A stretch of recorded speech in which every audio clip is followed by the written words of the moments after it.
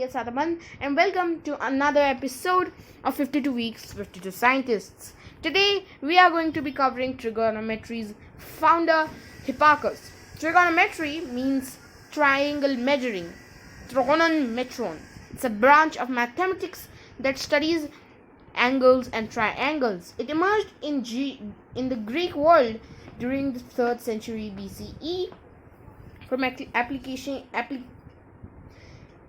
of geometry in astronomy. The Greeks focused on the calculations of chords, while mathematicians in India created the earliest known tables of values for trigonometric ratios like sine. Throughout history, trigonometry has been applied in areas such as geodesy, surveying, celestial mechanics, and navigation. It's known for its identities.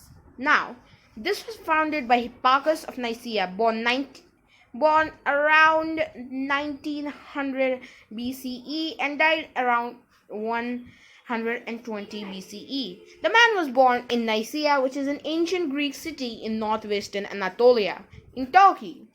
So, like the last time, when we had a technically Libyan Egyptian scholar, Eratosthenes, we now have our first Turkish scholar, which is Hipparchus. He, of course, died in Rhodes in the Roman Republic, but he is also famous for his incidental discovery of the precession of the equinoxes. What is the precession of the equinoxes? It's axial precession. It's a gravity-induced slow and continuous change in a body's rotational axis, and it can refer to the gradual shift in the orientation of our axis, the Earth's axis, in around 26,000 years. So yeah, there has been very slight changes since he found this years ago. Hipparchus was born in Nicaea, Bithynia, which is in Anatolia, in modern-day Anatolia, and probably died on the island of Rhodes in Greece. He is known to have been a working astronomer from 162, that is around when he was 28, to 127 BCE. So that is 7 years before he died. Hipparchus is considered the greatest ancient astronomical observer, and some people say he's the best ancient astronomer. He was the first whose quantitative and accurate models for the motion of the sun and moon survived. Some made, but unfortunately they got destructed. For this, he certainly made use of the observations and perhaps the mathematical techniques accumulated over centuries by the Babylonians and by Meton of Athens, Timocharis, Aristarchus, one of the scientists we have had here, and Eratosthenes, another one, the most recent in fact. He developed trigonometry and constructed trigonometric tables, and he solved several problems of circles and their trigonometry. With the solar and lunar theories, he may have been the first guy, there are so many other candidates, to develop a reliable method to predict solar eclipses. His other repeated achievements include the discovery and measurement of Earth's precision, the compilation of the first comprehensive star catalogue, and possibly inventing astrolabe, maybe armillary sphere, and that these were used during the creation of much of the star catalogue. He is sometimes referred to him as the father of astronomy, a title first conferred to him by Jean-Baptiste Joseph Charlier de Lambre. Okay, that is a poor French pronunciation. The exact dates of his lives are not known, but Ptolemy attributes astronomical observations to him. Earlier observations since 162 BCE might have also been made. Delambre, the guy we just mentioned, his birth date was calculated by him. Hipparchus obtained information from Alexandria as well as Babylon. We might not know where he came from. In the 2nd and 3rd centuries, coins were made in his honor in Bithynia that bear his name and show him with a globe. Relatively little of his direct work survives into modern times, although he wrote at least 14 books. Only his commentary on the popular astronomical poem by Aratus was preserved by later copyists. Most of what we know about him comes from Strabo's geography and Lee, the Gaius Linnaeus Secundus's Natural History in the 1st century, Ptolemy's 2nd century Almagest, and additional references to him in the 4th century by Pappus and Theon of Alexandria in their commentary on the Almagest. Hipparchus was among the first to calculate a heliocentric system. Oh yes, let's bring back Aristarchus now. But he abandoned his work because his calculations weren't quite right. Although a contemporary Silicuus of Cilicia remained a proponent of the heliocentric model, Hipparchus' rejection was supported by ideas from Aristotle and remained dominant until that guy, Nick, came along. Well, the next episode is going to be long. You know it now. Hipparchus' only preserved work is titled The Commentary on the Phenomena of the Eudoxus and Aratus. This is highly critical commentary in the form of 2 books on a popular poem by Aratus and based on the work by Eudoxus. Hipparchus also made a list of major works that apparently mentioned about 14 books, but that is only known from references by later authors. Now let's go on to the Babylonian sources who he perhaps quoted. He was influenced by Babylonian astronomy. For example, the period relations of the Metonic cycle and Saros cycle may have come from the Babylonian sources. Except for Timocharis and Aristotle's, he was the first Greek known to divide a circle into 360 degrees of 60 arc minutes. Eratosthenes before him used a simple sexagesimal system dividing a circle into 60 parts, which would be 6. Okay, that doesn't make sense. He also adapted the Babylonian astronomical cubit unit, or the Akkadian Amatu, or that was equivalent to 2 degrees or 2.5 degrees, which is a large cubit. Hipparchus probably compiled a list of astronomical observations.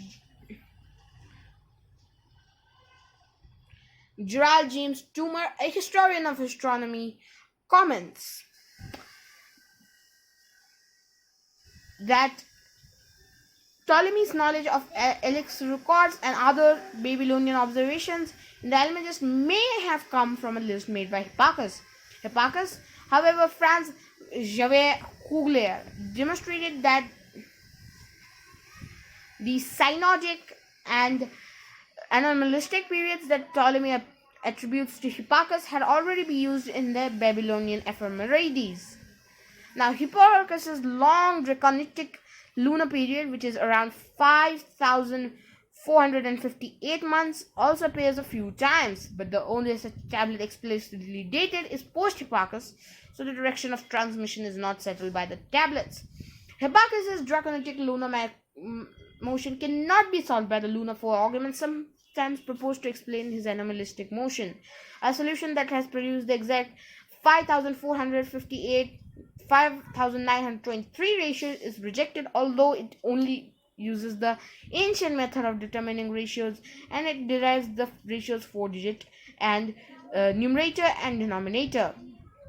Hipparchus initially used his 141 BCE eclipse with the Babylonian eclipse of 720 BCE to find the least accurate ratio. 7,160 synodic months is 7,770 draconic months, simplified by him to 716 to 777 through a division by 10. He similarly found that from the 345-year cycle that the ratio 4267 synodic months is equals to 4573 anomalistic months, and divided by the 17 to obtain the standard ratio 251 synodic months is 269 anomalistic months.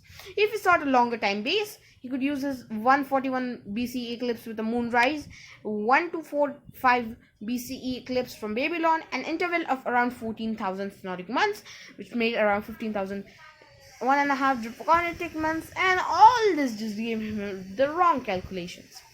Anyways, geometry, trigonometry, and other mathematical techniques. He was recognized as the first to have possessed this trigonometric table, which he needed when computing the eccentricity of the orbits of the moon and the sun. So he, for example, in modern terms, the chord subtended did by a central angle in a circle of given radii equals the radius times twice the sine of half of the angle, that is chord is equals to radius sine, which is the now last work in which Hipparchus is said to have developed his chord table is called Tunnel Colqui Ishoyan of lines inside a circle in terms of Alexandria's 4th century commentary on section of I.10 of the Almagest. Some claim that the table of Hipparchus might have survived in astronomical treatises in India, such as the Surya Siddhanta. Trigonometry was a significant innovation because it made Greek astronomy easier to solve triangles. Hipparchus must have used a better approximation for pi than the one from Archimedes covered before here, of between 3 to the power of 10 divided by 71, so 3.14085, and 3 1 upon 7, that is 3.14286. Perhaps he has the one used by Ptolemy, 3 8 30 sexagesimal, or 3.1417. Almagest V1.17, but it's not known where he had an improved value. Some scholars do not believe Aryabhata's sine table has anything to do with Hipparchus.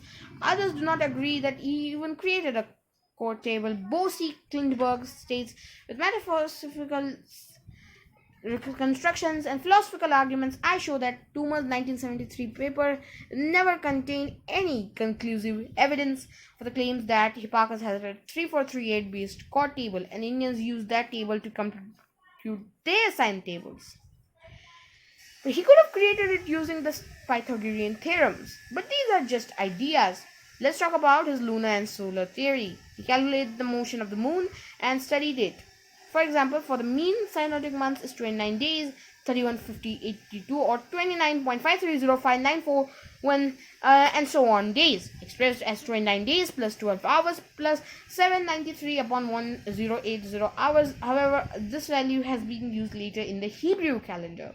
The Chaldeans also knew that 251 synodic months were 269 anomalistic months. This might have used for his orbit of the moon. The epicycle model he fitted to the lunar eclipse observations made in Alexandria at 22 September 201 BCE, 19th March 200 BCE, and 11 September 200 BCE. Now, these are some of his theories. Now, let's move on to the next part of his work, which is astronomical instruments. Hipparchus and his predecessors used various instruments such as the gnomon, the astrolabe, and the armillary spheres. He is credited with the invention of improvement of several astronomical invents which were used for a long time for naked eye observations. According to Synesius of Ptolemais, he made the first astrolabion. This may have been an armillary sphere or the predecessor of the planar instrument called astrolabe, also mentioned by Theon of Alexandria. What this does mean is that he did invent so many different new astronomical observation equipment, including an equatorial ring. Well, does it ring a bell? Because it does to me, because there's the star catalogue. Late in his career, possibly about 135 BCE, he compiled his star catalogue. His interest in fixed stars may have been inspired by the observation of a supernova or by his discovery of precision, and he could not reconcile his data with early observations by Timocharis and Astelius. Now, previously, Eudoxius of Cnidus in the 4th century had described the stars and constellations in 2 books called Phenomena and Anthropon. Aratus wrote a poem called Phenomena or Aratia based on his work. And Hipparchus' only surviving work is a commentary on these. And he also did work with geography. So Hipparchus' treatise against the geography of Eratosthenes in 3 books is not preserved. We covered Eratosthenes. Here we have a critique of him. Most of our knowledge of it comes from Strabo, according to whom Hipparchus thoroughly and often unfairly criticized Eratosthenes. That sounds like a critique I would do, mainly for internal contradictions and some inaccuracies in determining positions of geographical localities. We talked about it in the early episode where we talked about comparing Aswan and Alexandria, which was way off than what it should have been. He was the first to use a great grid to determine the geographic latitude from star observations, a method known long before him, and that geographic longitude could be determined by the means of looking at lunar eclipses in distant places. In the practical work, the so-called table of climata, he listed latitudes for several tens of localities. In particular, he improved Eratosthenes' values for the latitudes of Athens, Sicily, and the southern extremity of India. In calculating latitudes of climata, Hipparchus used an unexpectedly accurate value for the obliquity of the eclipse, 23 degrees 40 minutes, which is the actual one is 23 degrees 43 minutes. And Ptolemy used a less accurate value, 23 degrees 51 minutes. He opposed the view generally that the Atlantic and the Indian Oceans and the Caspian Sea are parts of a single ocean. Wrong. At the same time, he explains the limits of the equime, the inhabited part of the land, up to the equator and the Arctic Circle. Now that is what he did.